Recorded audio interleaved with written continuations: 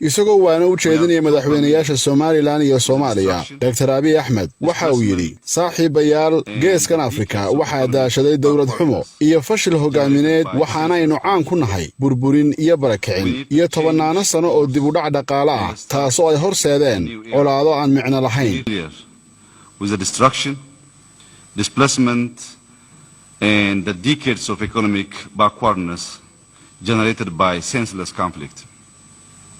We need to change course and start a new era. We need to cultivate hope and build a better future for our people. waa inaynu taas bedelnaa oo aynu bog cusub bilownaa waxaynu u baahannahay inaynu rajo u abuurno dadkeenna Dr. Abiy Ahmed waxa uu ammaanay Soomaalida oo uu ku tilmaamay dad adkaysi badan maskax furan leh isla markaasina tamar iyo dhaqaale abuur leh are largely energetic, dynamic, independent-minded. tobanaan sano oo kala carar iyo colaad ahaa kadib dadka Soomaalidu waxay maanta u baahan yihiin hogaamin xikmad iyo dhiiranaan leh kaasi oo kasban kara una horseedi kara horumar iyo barwaaqo.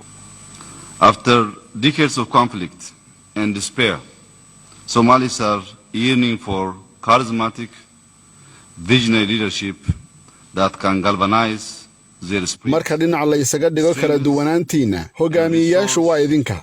The leadership is you. dadkiinu waxay u baahan yihiin maalgelin iyo inay ka baxaan faqriga waxaana ay ku xiran tahay nabad iyo dib u heshiisiin iyo isdhaxgal. Whose people have been forced to endure in a state of perpetual poverty. We must understand. Ra'iisul Wasaaraha dalka Itoobiya Dr. Abiy Ahmed waxa kale oo uu sheegay in madaxweyne Muuse Biixi Cabdi iyo madaxweyne Maxamed Cabdilaahi Farmaajo inay hortaalo fursad ay ku doortaan iscafin iyo isu soo dhawaansho dib u heshiisiineed taasi oo muujin karta awoodda shacabka labada dhinac.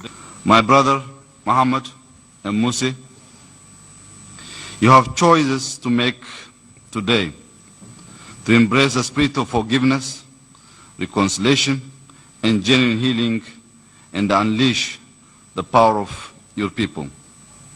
The leadership you make will also have profound impact. hogaamintiinu waxay saameyn ku leedahay gobolka iyo qaaradda Afrika.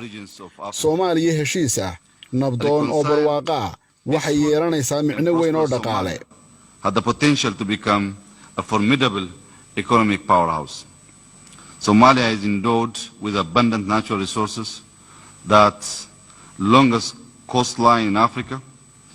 Soomaaliya waxay leedahay khayraad dihin xeebta ugu dheer macdano iyo gaaska dabiiciga ah. Soomaaliya nabad ah oo heshiis ah waa xaalad loo baahan yahay. A reconciled, democratic, stable and peaceful Somalia state is very critical.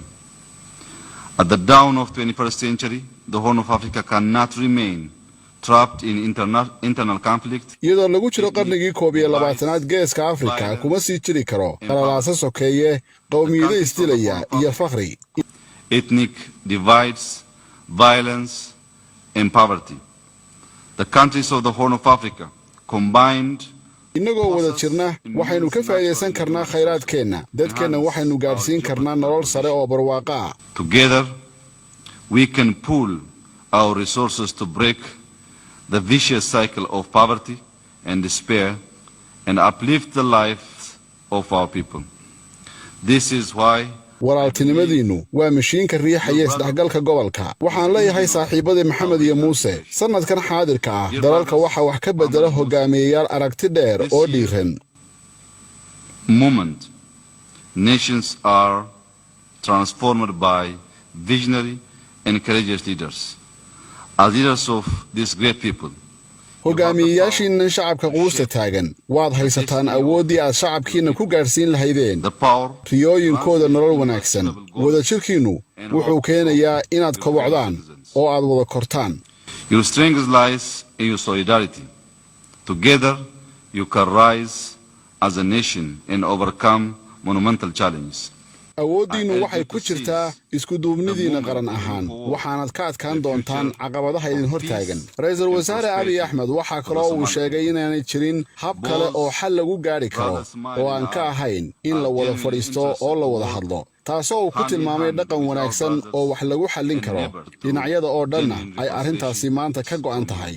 waa Soomaaliya, Somaliland iyo wadamada gobolka. There is no any other way other than coming together and talk for peace and reconciliation.